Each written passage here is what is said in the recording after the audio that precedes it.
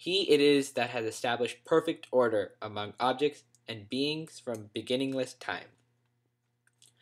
And clearly, Microsoft Word does not like that I've misspelled beginningless, but this is a translation, so I'm sure there was a more proper term that was used in the actual Upanishads, but anyways, let's continue.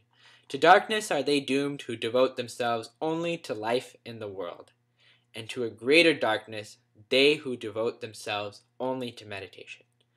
And this, I also think, is a very, very cool point that Hinduism makes. That obviously, I mean, to darkness are they doomed who devote themselves only to life in the world, and to a greater darkness they who devote themselves only to meditation. I mean, that's quite a fascinating thing that is in the text, that you don't want to just meditate 24/7. That's actually a greater darkness. So you'll see this concept of balance. And I personally think, I mean, the Isha is a great text. It brings up a lot of interesting philosophical points, but balance is really the key thing it stresses. And we'll see as we read on, we'll see that it emphasizes the point that you don't want to just live in the world and not try to look past the veil of Maya and achieve oneness with God, but you don't want to just meditate 24/7. That can also be harmful. So, life in the world alone leads to one result. Meditation leads to another. So have we heard from the wise. They who devote themselves both to life in the world, and to meditation, by life in the world overcome death, and by meditation achieve immortality. So, overcoming death, I guess, is the one result here, and achieving immortality is another one. So you have to have a balanced life. Very simple. To darkness are they doomed who worship only the body, and to greater darkness they who worship only the spirit. Again, it's not a good thing to just worship God 24/7, or to worship only the body and just and just completely ignore the supernatural. We see the concept of balance. And I think this is fascinating because we always see that, religions, they always emphasize, oh, we need to pray, but there is a limit, and even religions recognize that, which is I don't know, I think it's very cool. Worship of the body alone leads to one result, worship of the spirit leads to another. So have we heard from the wise. They who worship the body and the spirit, by the body overcome death, and by the spirit achieve immortality. The face of truth is hidden by thy golden orb, O sun. That do thou remove, in order that I, who am devoted to truth, may behold its glory. And this line right here, this sort of symbolism of the sun, we'll see this sort of symbolism, or the golden orb, is in a lot of Upanishads. So before we move on, I just want to convey an important point, that what do they mean by this? The face of truth is hidden by the sun. Well, the symbolism behind it is, let me actually just draw it down here. We have the sun, and the sun sends out its rays. And the symbolism behind this is the sun itself is Brahma, or sorry, not Brahma, Brahmin. Even I get confused between these two things. But Brahmin is sort of the sun, and the rays are Maya, because here we are, we're the humans here, we're living in the world, happy, and what do we see? We don't actually see the sun. We don't actually see the core of the sun. What we see is the rays that are being emitted from the sun, the light rays that are being emitted. And this is a very sort of symbolic point, that Maya is sending out these light rays. So we think, oh, the sun is this very, just very bright thing.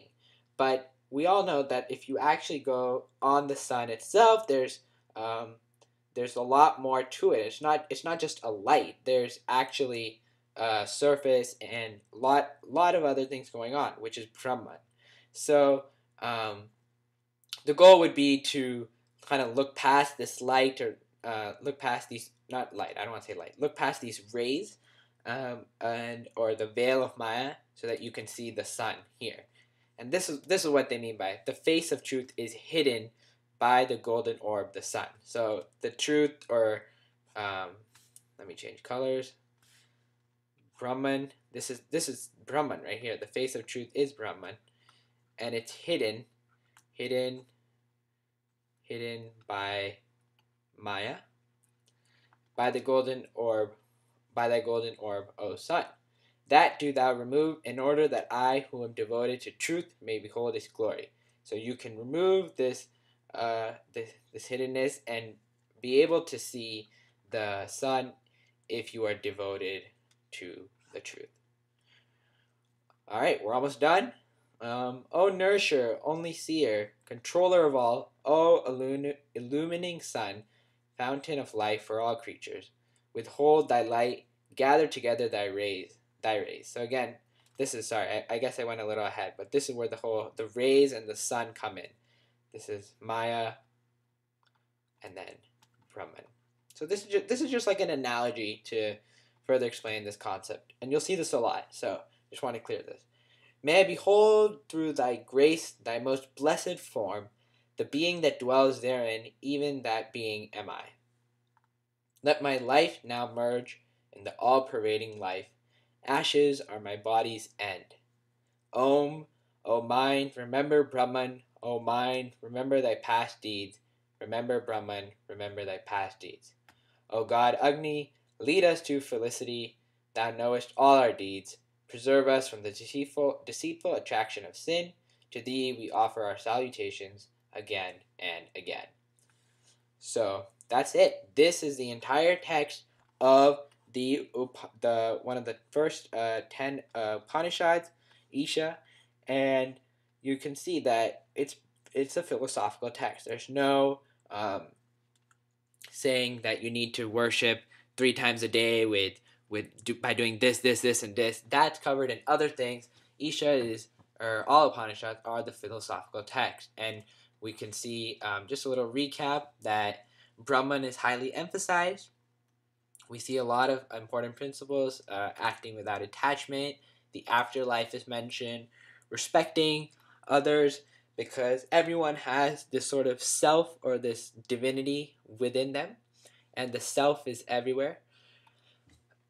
And this idea of balance is key to life. And I mean, this is, again, these are all concepts that are they're seen in lots of religions. So I find it surprising that all these religions fight against each other, when really we're all just saying the same thing. That, I mean, maybe afterlife might be one little difference.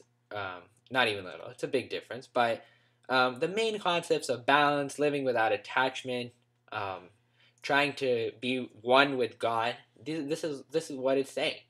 And even the afterlife is there because it's a way for people to escape.